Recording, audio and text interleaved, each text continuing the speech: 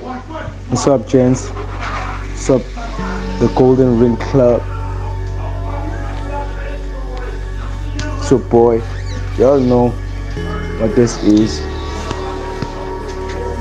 It's day 21 of 2024. It's a morning, Sunday morning. I'm coming to you guys to speak. Yeah, I am making breakfast. Mind the noise. Try to keep this as authentic as possible. Very simple what I want to talk about. Poverty.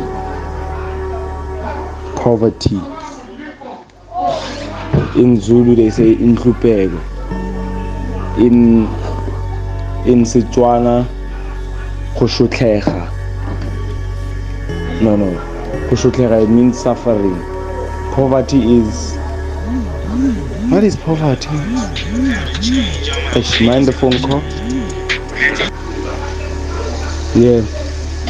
Call from heaven. Teach them the right things. Or talk on the right things. Poverty.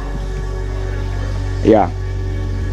Poverty is a very underrated thing in the black community. Seems like we are the only group that does not seem to understand. Or we are at war. You understand? We are at war. Poverty is a result of spiritual warfare. It's not a result of not being born in money or what. First of all, people don't know that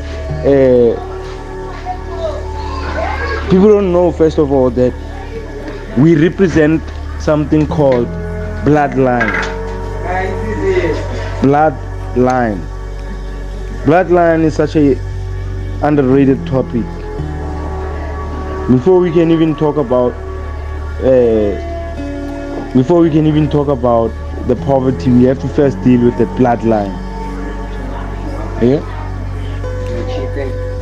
Yeah, is that what we're eating yesterday, bro?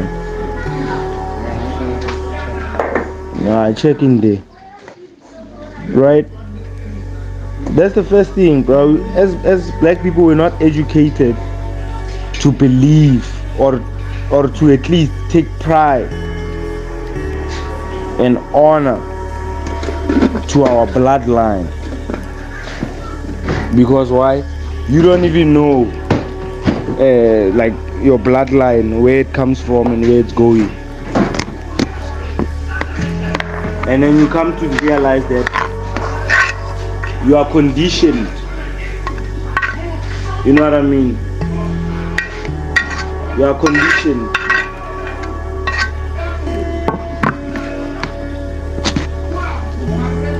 Let's go to a very quiet room in the house. We're gonna talk. We don't know that we are...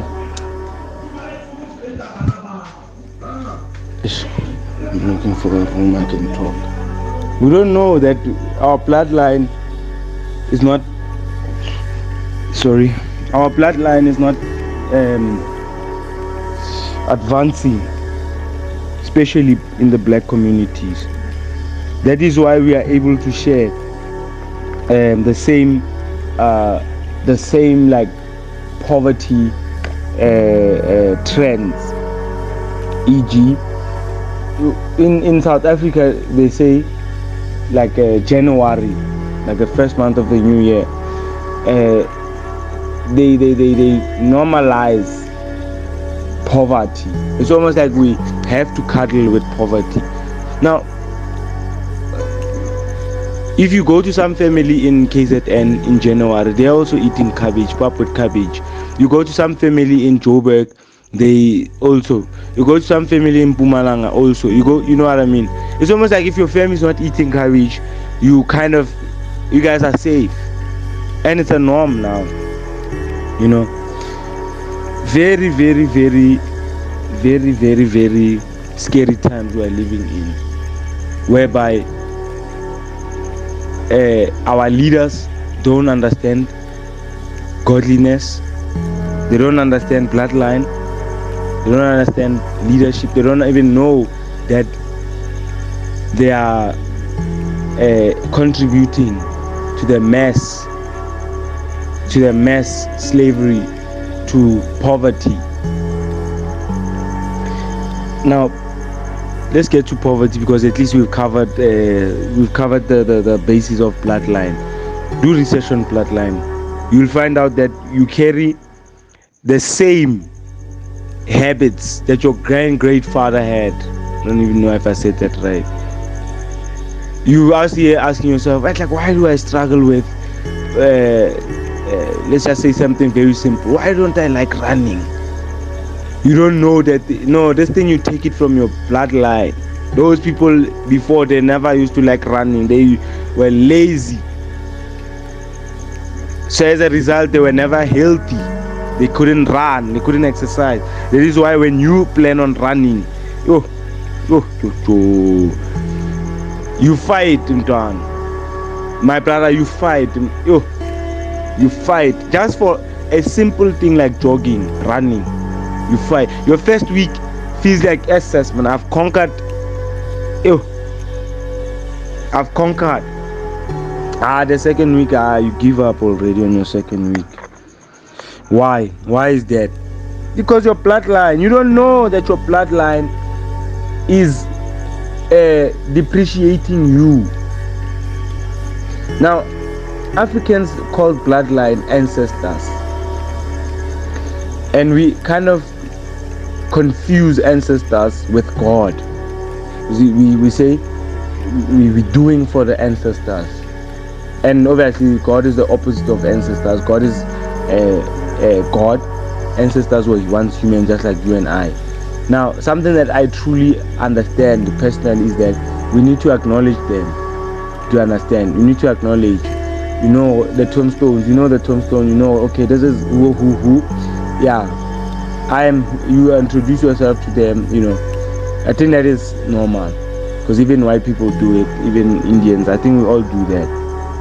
But worship of ancestors is something that is very, very abnormal. That's another topic for another day. So let us upgrade the bloodline. Hey.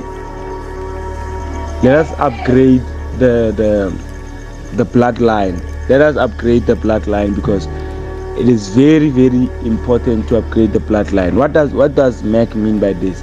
If you in your bloodline nobody was fit, and you become the fit one in the entire bloodline from the beginning of time till today, then you've automatically qualified your children to fitness, and their like from today moving forward till the end of time, you've contributed a serious change,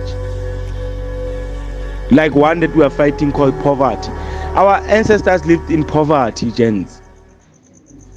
If there's ladies, they lived in poverty. Poverty is a result of spiritual warfare, or a loss in the spirit.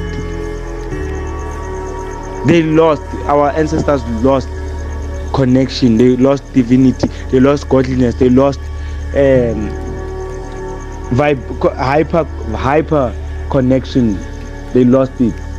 That's the truth. They lost it. And we come in this 2023, and we are saying we will change it. That is why we fight so much. That is why bro, I don't know about you, but even our family members ain't giving in like that, bro. You come there, you try to give these people a solution that they look, it goes in one ear, it goes in the other, and they give you excuses on top of excuses. Bloodline, poverty. Poverty is not only the lack of money or the lack of food, Poverty is also the lack of godliness. For you to be able to know what God has promised you, what God has told you, what God is, for you to even be a hyper human being, spiritual being, that shows you that you are not operating or vibrating in poverty. Poverty is underrated in the black community. Poverty is a friend. Poverty comforts. Poverty is a family member. Poverty is married with the black community. Divorce poverty today. Divorce the relationship. Destroy the covenant. You know how you know that poverty is married to black people? We still want to look rich.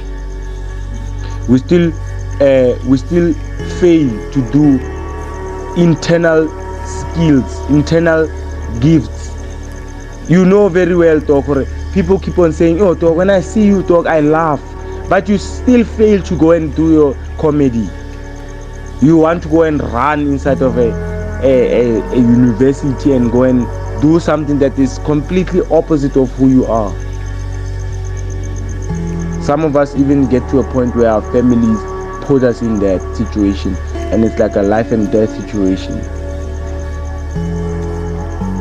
Poverty, we need to, bro, poverty is our best friend. You see us, dog, we enjoy drinking the best drinks, then we are happy and dance to amapiano or trap or hip hop or a house or quiet. Poverty is our best friend. This is a poem by Josiah. I must write it down. So the best way for us to eradicate poverty is to develop our godly skills and give them to people. Serve people with our godly skills. Now, us as the Golden Ring Club, looking at this food and trying to eat and talk at the same time, it doesn't work. I'm swallowing the spit. So the medicine to poverty, of course, firstly is inject godliness. You can't get godliness if you don't consume the word of God. And then secondly, okay, yeah, are you hungry? Secondly, after you receive godliness, you have to maintain something called ultra high godly standard. Meaning, you do things that you don't do things that everyone do. You do unpresidential things. You do things that is questioned. Do things that is said to be crazy. You do things that is you don't do what is normal. That is an ultra godly standard. And then lastly, you 369 your life. You know that everything begins in the spirit and then it manifests in the flesh. And then you do practicality, which means you do stuff on the real world, on this world that we're living in the physical world. You do. You don't just say or talk, you do. Like we are doing right now. And I believe that lastly, you just keep on loop that chain of positive chain reaction. Because life is a matter of up and down. So when you find yourself at the down, you have to repeat again, go back to reading the word of God, practicing the godliness, maintaining the ultra high godly standard, 369 in your life, which just means thy kingdom come on earth as it is in heaven, meaning that you do things that you believe you are promised and you want them to be on earth, and obviously just keep on doing it in the physical world, and just keep on doing it and doing it. Now I'm gonna leave you guys with a very special line that I learned. They said the goal is not to be rich. The goal is to leave something that will live forever. Sorry about that. Let me repeat it. Say the goal is not to be rich. The goal is to leave something that lives on even after you are dead. Just think about that.